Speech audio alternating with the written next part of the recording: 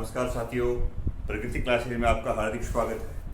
अपने राजस्थान में इतिहास में आज मारवाड़ का जो राजवंश है उसके बारे में विस्तृत रूप से चर्चा करेंगे। तो हेडिंग डाला मारवाड़ का राजवंश।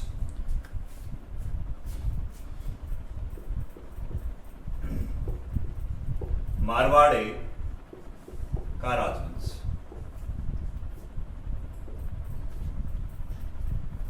मारवाड़ जो है, सबसे पहले हमें यह पता होना चाहिए कि मारवाड़ को प्राचीन काल में, जैसे जब रामायण काल या महाभारत काल में इस मारवाड़ क्षेत्र का जो नाम था वो क्या था, सबसे पहला कंसेप्ट यही मिलता है। तो ये अपने को पता होना चाहिए। तो नोट करना,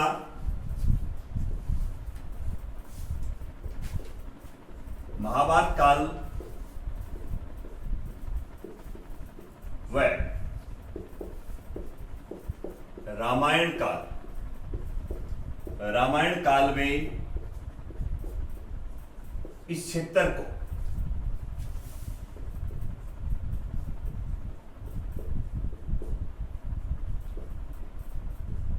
मरु प्रदेश के नाम से जाना जाता था।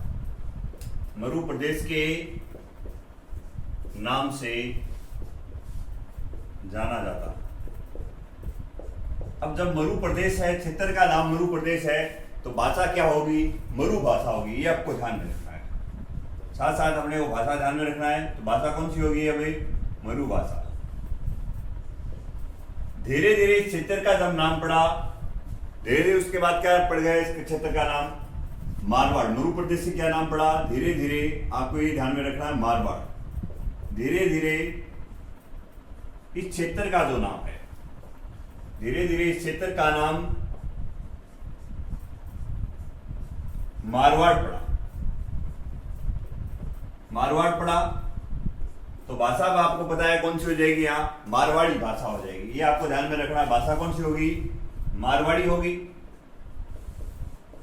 आगे अगला कंसेप्ट और ध्यान में रखना, वर्तमान में या फिर कालांतर में जो इसका जो नाम है, वर्तमान में इस क्षेत्र का नाम पड़ गया जोधपुर। वर्तमान में इस क्षेत्र का जो नाम है, इस क्षेत्र का जो नाम क्या पड़ा? जोधपुर। तो भाषा कौन सी होगी? भाषा होगी जोधपुरी। तीन कंसेप्ट है, तीनों अलग अलग हैं, पर एक ही क्षेत्र के ये सारे नाम हैं। तो दोबारा देख लो एक बार कि अपने मारवाड़ का जो इतिहास आज पढ़ने जा रहे हैं। तो मारवाड़ में सबसे पहले जो कंसेप्ट ये मिलता है कि इसे महाभारत काल या रामायण काल में इस क्षेत्र को मरु प्रदेश के नाम से जाना जाता था। और जो भाषा कौन सी होगी? मरु भाषा होगी। पहला कंसेप्ट तो ये हो गया। उसके बाद धीरे धीरे इस क्षेत्र को मारवाड़ के नाम से जाना जाने लगा था। तो मारवाड़ भाषा क्या होगी? मारवाड़ी होगी। और वर्तमान में इस क्षेत्र का नाम क्या है? जोधपुर है। तो भाषा कौन सी हो जाएगी? जोधपुरी हो जाएगी। तीन कंसेप्ट होंगे। इसके अलावा आगे आप नोट करना, मरु जो प्रदेश अपना जो था, मरु प्रदेश या जो मारवाड़ जो है, यहाँ दो राजवंशों ने शासन किया था। ये आपको थोड़ा ध्यान में रखना है। यहाँ कितने, मरु प्रदेश में कितने राजवंशों ने शासन किया? दो राजवंशों ने शासन किया, जिनमें सबसे पहले यहाँ प्रतिहार, और प्रतिहारों के बाद में राठौड़ों। प्रतिहारों को अपने अलग से पढ़ेंगे। तो ये सबसे पहले आप कंसेप्ट नोट करना कि मरु प्रदेश में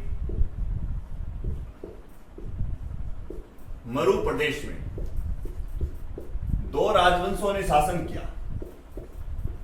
दो राजवंशों ने शासन किया।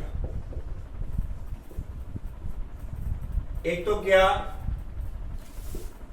प्रतिहारों ने। पहले यहां राज कर रहे थे प्रतिहार, और उसके बाद आए थे राठौड़।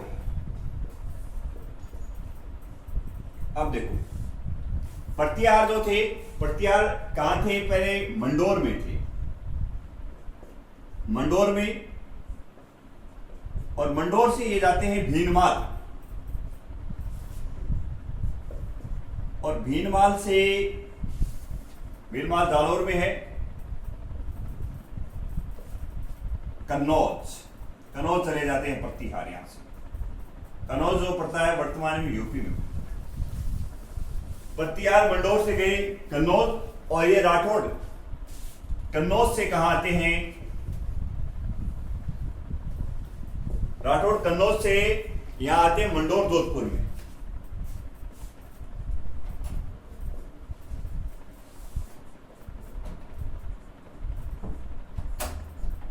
अब देखो,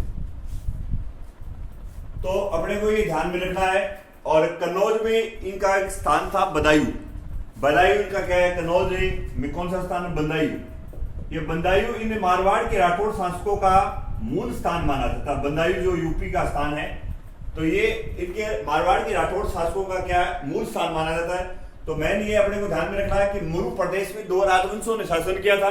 पहले तो प्रत्यार यहाँ से मंडोर से कहा जाते हैं भीनवाल, भीनवाल से कन्नौज चले जाते हैं।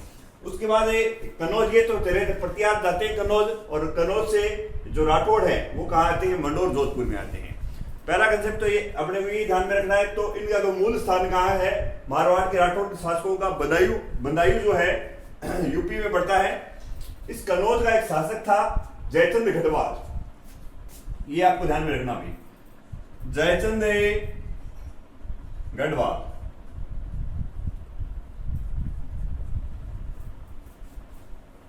ये मारवाड़ के राठौड़ जो शासक हैं वह समय अपने आप को जयचंद गढ़वाल का क्या मानते हैं, वंशज मानते हैं। ये कंसेप्ट इंपॉर्टेंट है। ये काफी बार अपने जो राजस्थान के जो इतिहासकार, सभी इतिहासकार लगभग इस बात का समर्थन करते हैं कि ये जो मारवाड़ के जो राठौड़ जो शासक है वो किसके वंशज है, जयचंद गढ़वाल के वंशज हैं।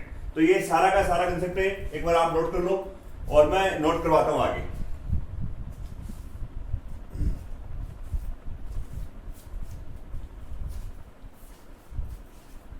नोट करना कि मारवाड़ के जो शासक,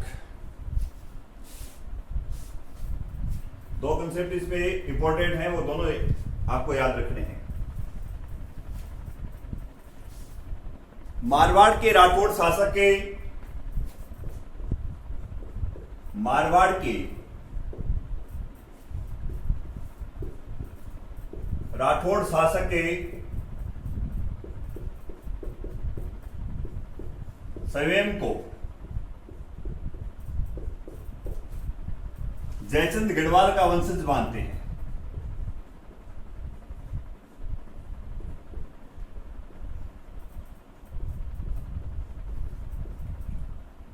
कन्नौज का शासक था जयचंद गढ़वाल।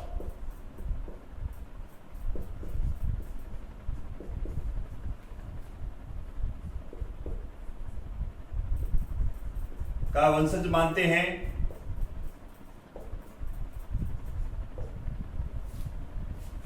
वह बदायूं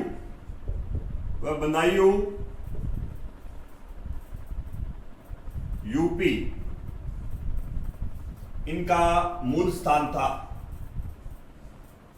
ये आपको ध्यान में रखना, काफी बार पूछा गया है एग्जाम में, पूछ सकता है कि मारवाड़ के राठौड़ शासकों का मूल स्थान कौन सा था। तो ये बदायूं यूपी से उठ के आए थे। जयचंद गढ़वाल को अपना, जयचंद गढ़वाल के क्या वंशज माने जाते हैं। ये मारवाड़ के जो राठौड़ शासक है अपने आप को जो स्वयं को किसको, अपने आप को ये मानते हैं किसके वंशज है, जयचंद गढ़वाल के वंशज मानते हैं। ये जयचंद गढ़वाल देखो, इसलिए जयचंद गढ़वाल की 1194 ईस्वी में क्या है, मृत्यु हो जाती है। और मृत्यु कौन करेगा, मोहम्मद गोरी करता है। तो ये नोट यहां कर लेना। यहाँ पे एक युद्ध होता है चंदावर का युद्ध, चंदावर का युद्ध बोल दो या इसे कन्नौज का युद्ध बोल दो। कन्नौज का ये युद्ध हुआ 1194 ईस्वी में। और ये जो है कन्नौज, आपको पता है ये यूपी में जगह पड़ती है कन्नौज आज वर्तमान में। तो 1194 में चंदावर का युद्ध या कन्नौज का युद्ध, ये युद्ध हुआ जयचंद गढ़वाल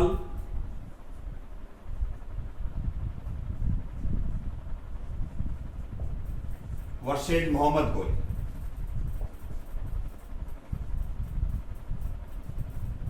ऐसा बताया जाता है कि इस मोहम्मद गोरी को भाट पे आक्रमण करने का जो निमंत्रण दिया था इस जयचंद गढ़वाल ने दिया था।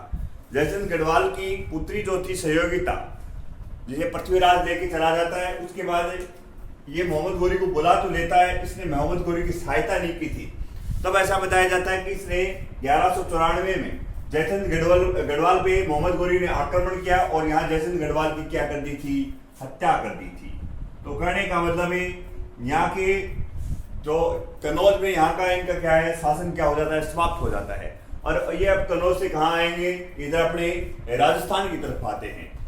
तो इससे जयचंद गढ़वाल के वंशों में कहने का मतलब पीढ़ी से, जयचंद गढ़वाल के परिवार से एक शासक था जिसका नाम था राव सिया। राव सिया यहाँ कहने मतलब ये राजा महाराजा होते ही थे। इनके 200-300 आदमी, 400-500 आदमी को ये लेके क्या है, इधर तीर्थ यात्रा के लिए निकल जाता है। और ये धीरे धीरे तीर्थ यात्रा करता करता अपने यहाँ सबसे पहले पुष्कर में आता है, राजस्थान में पुष्कर में आता है राव सिया। साथ में वहां तो क्या है, कन्नौज में तो इनका शासन समाप्त हो जाता है, ये शासक रही है राव सिया। तो राव सिया ऐसे ही घूमता घूमता, कहने का मतलब तीर्थ यात्रा करता हुआ, और सबसे पहले कहां आएगा, पुष्कर में आता है। राव सिया कहां आएगा, सबसे पहले पुष्कर में आएगा। और पुष्कर में क्या है, ब्राह्मण जाति रहती थी। ब्राह्मण जाति, पुष्कर की जो ब्राह्मण जाति जो थी वो मुसलमानों से क्या थी, परेशान थी। मुसलमानों से परेशान थी।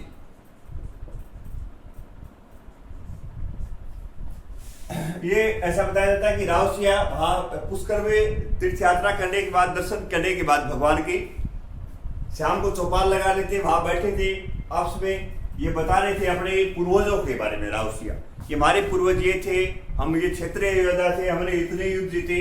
तब यहाँ की जो ब्राह्मण जाति ने इनसे निवेदन किया कि यहाँ हमें मुसलमान बहुत परेशान करते हैं।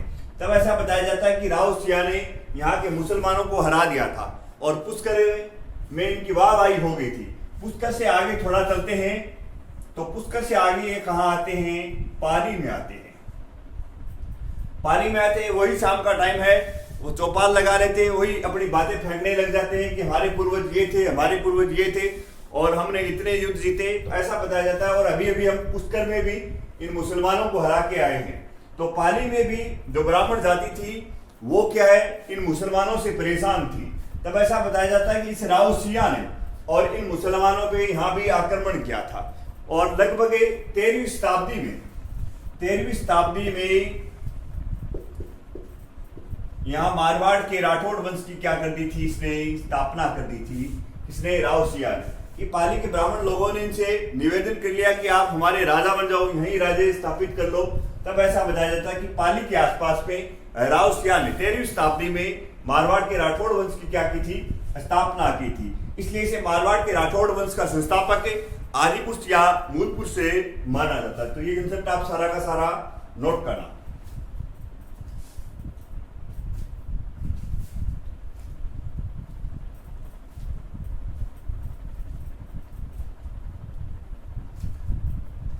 राव सिया ने 13वीं शताब्दी में, राव सिया ने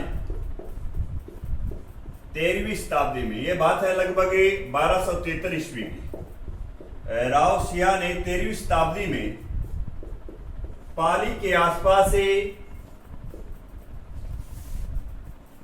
पाली के आसपास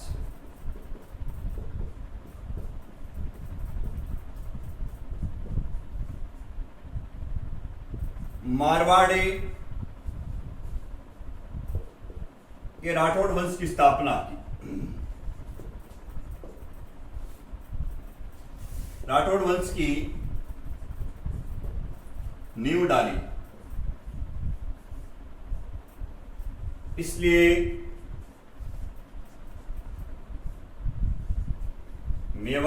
मारवाड़ का संस्थापक है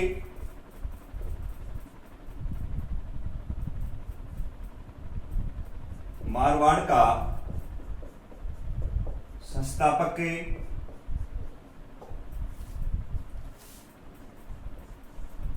मूल पुरुष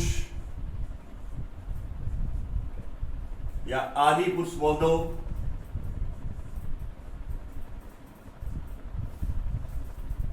कहते हैं। प्रथम पुरुष बोल दो। तो राव सिया ने 13वीं शताब्दी में पाली के जो आसपास का जो क्षेत्र था वहां क्या है, मारवाड़ के राठौड़ वंश की नींव डाल दी है और मारवाड़ का संस्थापक या महापुरुष या मूल पुरुष या आदि पुरुष कहलाता है। आगे नोट करना, एक यहाँ ये कंसेप्ट और साथ में नोट कर लेना कि पाली व पुष्कर के ब्राह्मणों, पुष्कर के जो ब्राह्मण जो थे, पुष्कर पाली व पुष्कर के ब्राह्मण मुसलमानों से परेशान थे, मुसलमानों से परेशान थे। तो मुसलमानों से इसने क्या थी, इनको निजात दिलाई थी। इसलिए राव सिया ने 13वीं शताब्दी में इस पाली के आसपास में मारवाड़ के राठौड़ वंश की नींव डाल दी है। अगला कंसेप्ट नोट करना,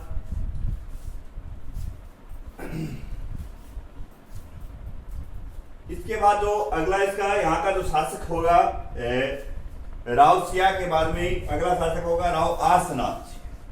आसनाथ जी का कोई विशेष कंसेप्ट नहीं मिलता है। तो राजस्थान के जितने भी लगभग जो इतिहासकार हुए हैं वो इन्हें, जो राजस्थान के जो इतिहासकार हैं, राजस्थान के इतिहासकार हैं सभी के सभी, और इन्हें कन्नौज के जो लगभग जो है कन्नौज के वंशज मानते, कन्नौज की जो शाखा है जयचंद गढ़वाल के वंशज मानते हैं। कर्नल जेम्स टोड ने इन्हें मारवाड़ के जो इन्हें जो राठौड़ जो शासक हैं उनको सूर्यवंशी कहा है। तो ये कंसेप्ट आप नोट करना है कि कर्नल जेम्स टोड ने, कर्नल जेम्स टोड ने इन्हें सूर्यवंशी कहा है, सूर्यवंशी कहा है। आगे देखना, अगला जो शासक होगा अपने राव सिया के बाद में अब जो पढ़ेंगे,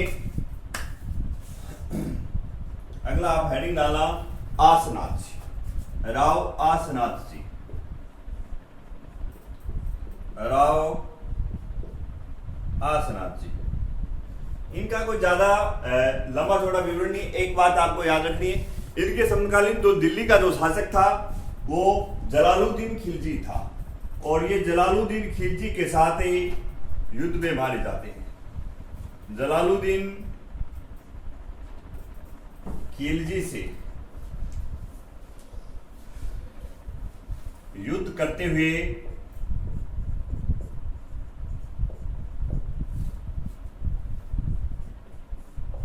वीर गति को प्राप्त हुए।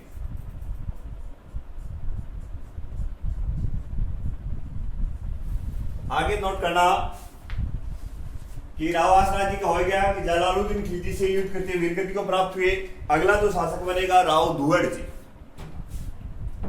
इनका एक कंसेप्ट काफी इंपॉर्टेंट है, वो आपको ध्यान में रखना है। इस राव दुहड़ जी ने एक माता का मंदिर बनवाया था, नागणेची माता। नागणेची माता का जो मंदिर बनवाया था इन्होंने नगाड़ा गांव में बनवाया था। नगाड़ा गांव कहाँ है? बाड़मेर में। और ये नागणेची जो माता है वो मारवाड़ के राठौड़ शासकों की क्या है? कुल देवी मानी जाती है। तो नोट करना राव दुहड़ जी। अगले शासक है राव दुहड़ जी। तो नोट करना, इन्होंने एक नागणेची माता का मंदिर बनवाया। नागणेची माता का मंदिर बनवाया। नागणेची माता का मंदिर नगाड़ा गांव बाड़मेर में बनवाया।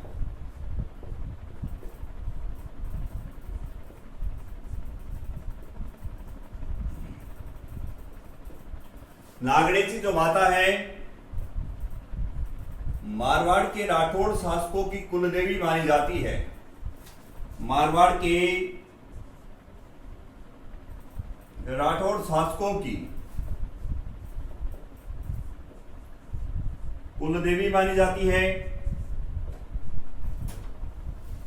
इस नागणेची माता का एक और मंदिर है। राजस्थान में दो मंदिर है नागणेची माता के। दूसरा जो मंदिर है माता का, वो मंदिर है मेहरानगढ़ दुर्ग में। और मेहरानगढ़ दुर्ग में जो इस माता का जो मंदिर बनवाएगा वो राव जोधा बनाएगा। ये अपने राव जोधा के टाइम में भी पढ़ेंगे। तो यहां अपने को ध्यान में रखना है। तो राव दूड़ जी का सबसे इंपॉर्टेंट क्वेश्चन यही है कि नागणेची माता का जो मंदिर किसने बनवाया था? नागणेची माता का मंदिर नगाना गांव बाड़मेर में राव दूड़ ने बनवाया था। ये मारवाड़ के राठौड़ शासकों की माता कुल देवी मानी जाती है। मेहरानगढ़ दुर्ग राव जोधा तो दूसरा मंदिर है नागणेची माता का, दूसरा मंदिर, ये आपको ध्यान में रखना है। आगे अगला जो शासक है, अगला शासक आप नोट करना, राव चूड़ा। अगला शासक होगा राव चूड़ा। राव जो चूड़ा है, इस राव चूड़ा के 3 रानियां थी। वैसे तो रानियां के राजा महाराजों की राजा जो महाराजा होते थे उनकी काफी होती थी, रानियों की कोई कमी नहीं होती थी इनकी, पर इनकी जो मुख्यतः 3 रानियां थी राव चूड़ा की। नंबर 1 था जिसका नाम था, सबसे पहली जो रानी जो थी जिसका नाम था चांद कंवर। चांद कंवर सबसे बड़ी रानी थी। उसके बाद दूसरी जो रानी है सूरज कंवर, और तीसरी जो रानी है वो इंदा। ये प्रतिहार राजकुमारी थी। पहले यहाँ शासक कौन थे? प्रतिहार थे। प्रतिहारों के पास यहाँ का शासन था। तो प्रतिहार इंदा के जो पिताजी जो थे, प्रतिहार जो राजवंश के जो राजा थे, उन्होंने राव चूड़ा को मंडोर क्या दे दिया? दहेज में दे दिया। अपनी बेटी का जब विवाह किया तो मंडोर क्या दिया इन्हें? दहेज में दिया। मंडोर दहेज में दिया। तो मंडोर जब दहेज में दिया तो सबसे पहले राव चूड़ा काम क्या करेगा? मंडोर को अपनी राजधानी बनाएगा। मंडोर को अपनी राजधानी बनाया। अब दूसरा देखना, इससे चांद कंवर से जो पुत्र है उत्पन्न होता है उसका नाम है रणमल, और जो पुत्री उत्पन्न होती है वो हंसाबाई। इधर सूरज कंवर से पुत्र होगा उत्पन्न है कान्हा राठौड़। अब क्या है, सबसे बड़ी राजकुमारी चांद कंवर, उसके बाद सूरज कंवर, उसके बाद इंदा का मैंने बता दिया इनके पिता ने मंडोर दहेज में दिया था। तो मंडोर को इसने क्या बनाई थी? राव चूड़ा ने अपनी राजधानी बनाई थी।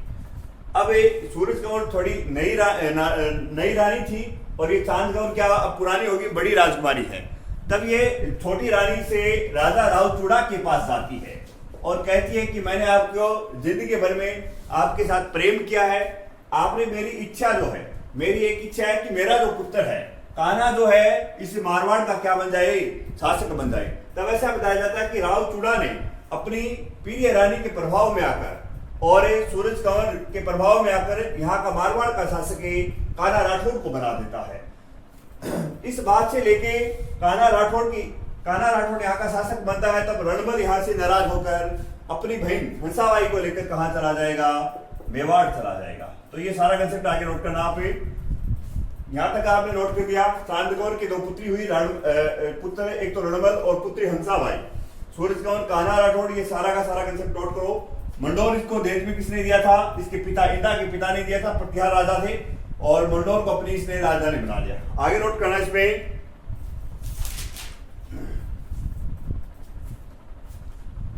राव चूड़ा ने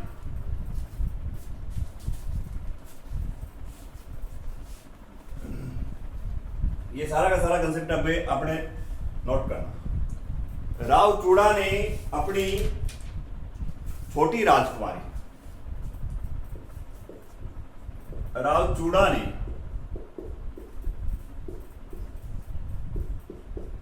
अपनी छोटी राजकुमारी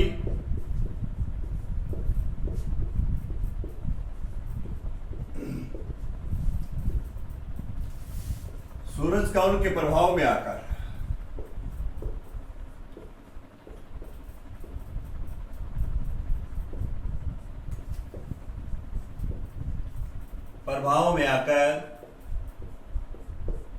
मारवाड़ का शासक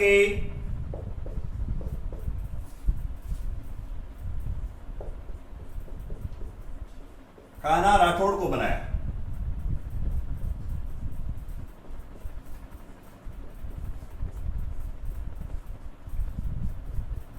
ये आपको एक तो ध्यान में रखना है। अब इस बात को लेकर क्या है, रणमल नाराज हो जाता है। रणमल नाराज होकर कहां चला जाएगा? रणमल नाराज होकर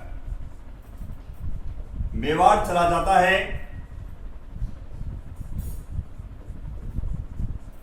मेवाड़ चला जाता है। वह अपनी बहन हंसाबाई का विवाह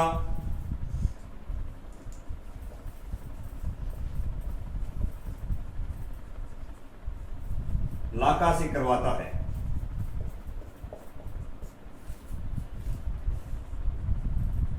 मैंने आपको मेवाड़ में इसके बारे में विस्तृत रूप से बताया था, मेवाड़ राजवंश अपने जब पढ़ रहे थे, कि रणमल जब नाराज होके जाता है उस समय मेवाड़ का शासक क्या होता है?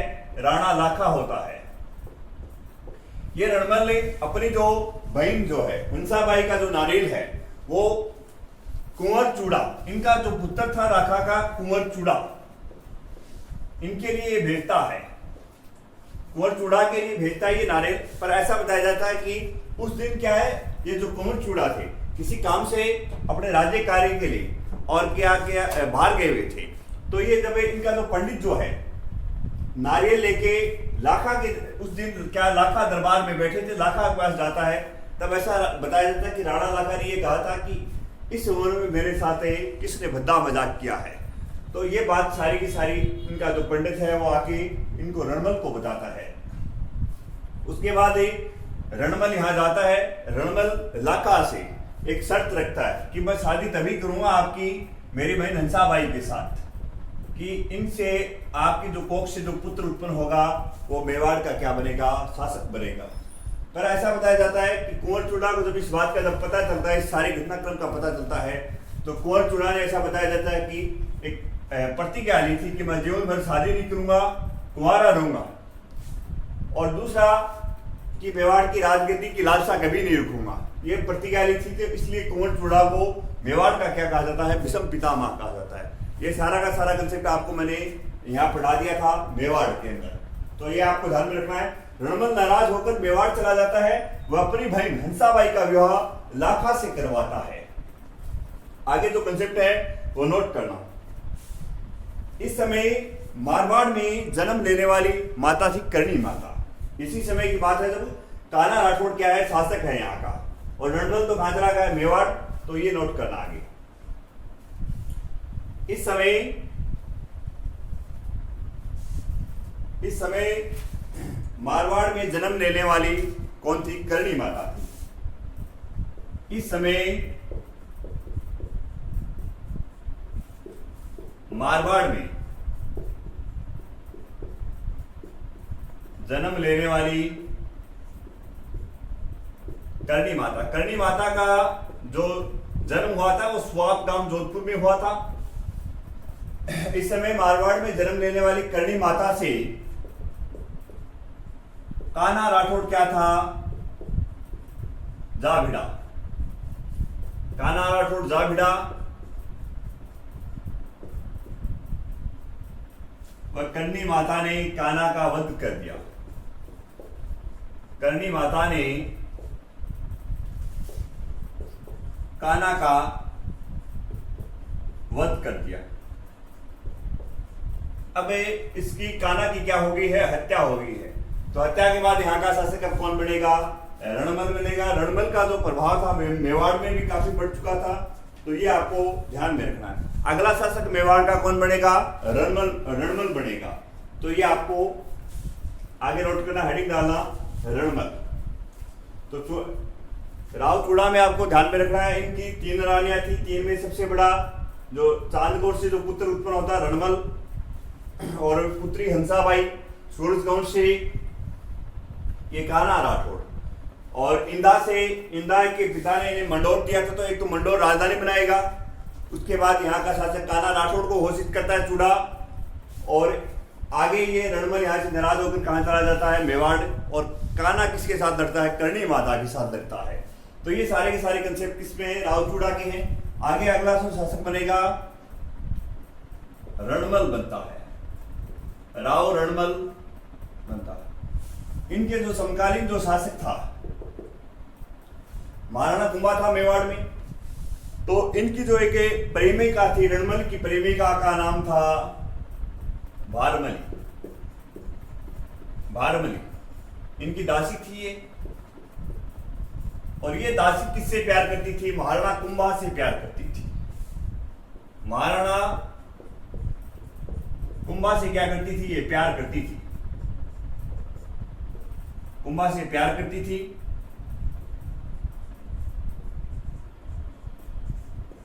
तो इस रणमल की हत्या इस भारमली के हाथों जो कुंवर चूड़ा है और कुंभा ने, और इसकी हत्या करवा दी थी विष देकर। चित्तौड़ दुर्ग में इसकी हत्या हुई थी। तो रणमल की हत्या भारमली के द्वारा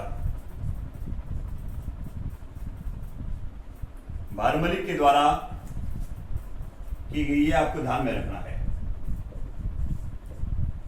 ये आपको मैंने मेवाड़ विस्तार रूप से अपने मेवाड़ के बारे में चर्चा की तब बताया था।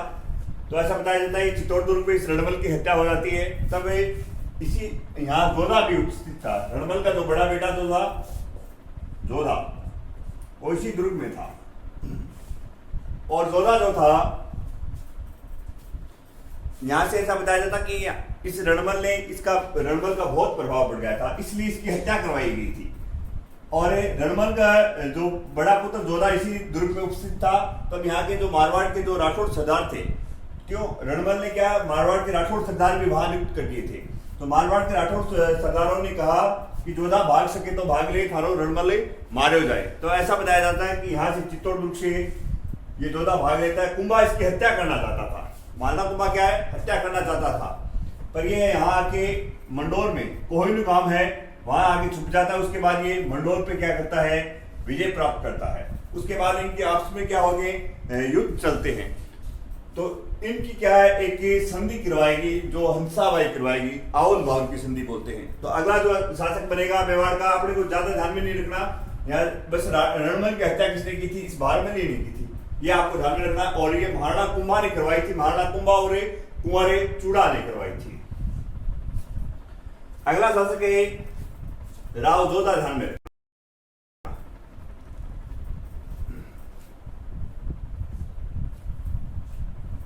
राव जोधा। तो राव जोधा का सबसे पहले कंसेप्ट आपको ये ध्यान में रखना है, राव जोधा। एक तो ये बताएगा अपना जोधपुर शहर। राव जोधा ने क्या बसाया? जोधपुर शहर बसाया। जोधपुर को किसने बसाया था? जोधा ने बसाया था। तो जोधपुर को क्या बनाएगा? अपनी राजधानी बनवाएगा। जोधपुर को अपनी राजधानी बनाई, अपनी राजधानी बनाई इसने 1459 में, और 12 मई 1459 को यह जोधपुर शहर बसाया था। इसीलिए क्या बना ली? अपनी राजधानी बनाई थी। इसके अलावा इसने मेहरानगढ़ दुर्ग बनवाया था। जोधा ने कौन सा दुर्ग बनवाया था? मेहरानगढ़ दुर्ग। मेहरानगढ़ दुर्ग बनवाया। इस दुर्ग की जो नींव थी वो करणी माता ने रखी थी। इस दुर्ग की नींव में करणी माता ने रखी। करणी माता ने रखी। करणी माता ने रखी। और करणी माता वो एक तांत्रिक था। उसने कहा कि अगर ये दुर्ग कभी आप हारना नहीं चाहते हो तो जोधा से ये कहा था कि यहाँ का कोई इस दुर्ग की जो नींव में करने वाला को जिंदा आदमी चुनाव। तब ऐसा बताया जाता है रजिया भांबी नामक रजिया भांबी वह उसके पुत्र को यहाँ क्या है जिंदा चुनवाया था। रजिया भांबी वह उसके पुत्र को इस दुर्ग में जिंदा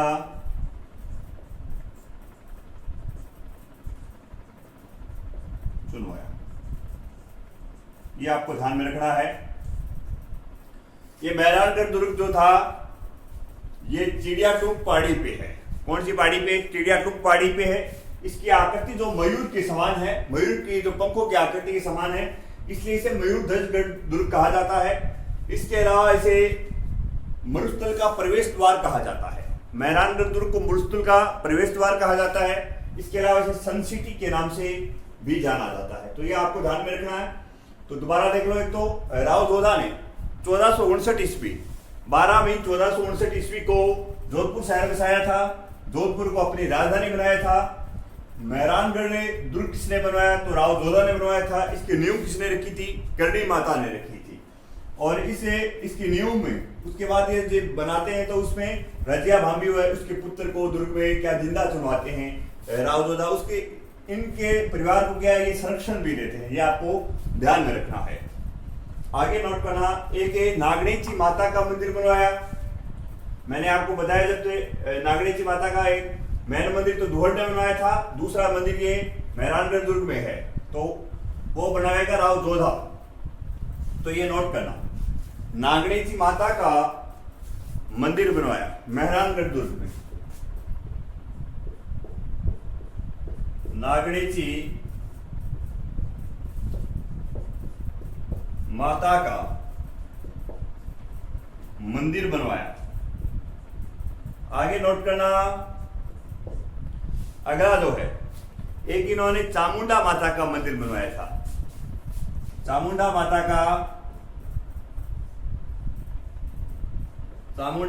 का मंदिर बनवाया। और ये चामुंडा जो माता है, ये मारवाड़ के जो राठौड़ जो राजवंश है उनकी क्या मानी जाती है? आराध्य देवी मानी जाती है। तो नोट करना।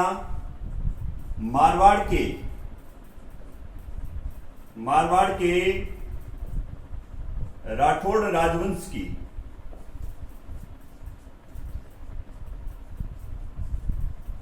आराध्य देवी है।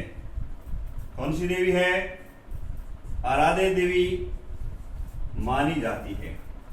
ये आपको ध्यान में रखना है। तो ये कंसेप्ट आपको समझ में आ गया होगा।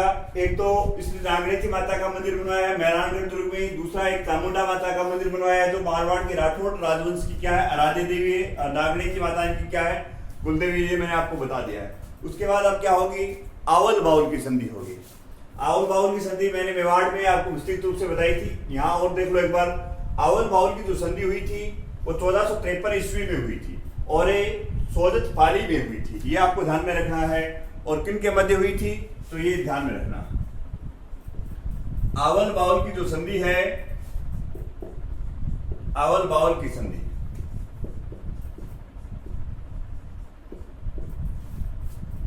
1453 ईस्वी में सोजत पाली में हुई थी। ये संधि महाराणा कुंभा व जोधा के मध्य हुई थी।